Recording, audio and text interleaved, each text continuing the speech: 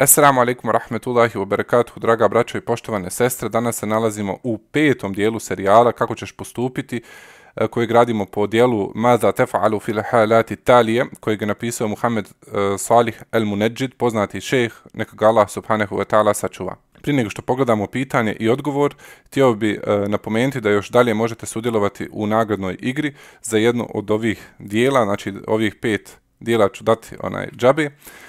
S tim da možete ovdje kliknuti na video, prošli video kojeg smo imali i pogledati pravila ili šta točno trebate uraditi da dobijete tu knjigu. Pa hajmo se danas upustiti u pitanje. Znači pitanje glasi: ukoliko žena spontano pobaci dijete, odnosno abortira i počne krvariti, šta će ona sada uraditi? To jest ta krv koja izlazi iz nje, da li je to krv nifasa ili nije i da li je potrebno da klanja ili da ne klanja. Kaže šejh, Allah ga subhanahu wa ta'ala sačuvao, u odgovoru: ovo pitanje se vraća na vrstu krvi. Da li je to krv nifasa, postporođajni period krvarenja, ili krv istihaze, neregularno krvarenje žene? Učenjaci su po ovom pitanju spomenuli smjernice pa su rekli sljedeće: ukoliko žena vidi krv nakon što je rodila, pobacila plod iz kojeg se vidi formirano ljudsko biće, onda je to nifas, a ukoliko vidi krv nakon što je rodila, pobacila samo nutfe, tekućinu ili alaku, ugrušak, onda to nije nifas.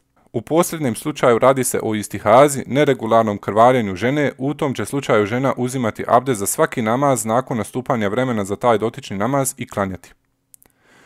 Ukoliko je abortirano dijete već potpuno formirani zametak ili ukoliko ima formirane neke dijelove tijela kao što je ruka, noga ili glava, onda je krv koja izlazi iz nje krv nifasa. Ukoliko joj zametak odstrane u bolnici i ona ga ne vidi, kažu islamski učenjaci da je najkraće vrijeme u kojem se mogu formirati neki dijelovi tijela čovjeka u utrobi majke 81. dan od početka trudnoće.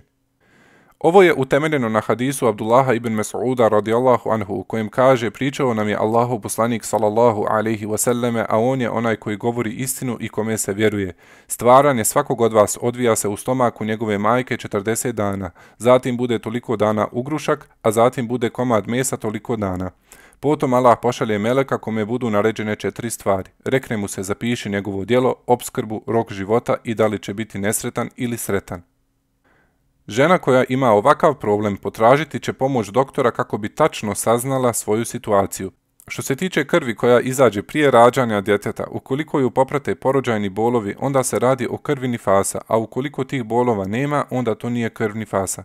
Rekao je šejhul Islam ibn Taymije rahimehullahu ta'ala: ono što vidi kada počnu porođajni bolovi je krv nifasa, to je porođajni bolovi prije rađanja. Ako tih bolova nema, onda nije krv nifasa. Molim Allaha subhanahu wa ta'ala da se koristimo od ovog pitanja i odgovora. Ako vam se sviđa ovaj video, lajkujte ga i podijelite ga na društvenim mrežama. Molim Allaha subhanahu wa ta'ala da vas svi nagradi. Assalamu alaikum wa rahmetullahi wa barakatuhu.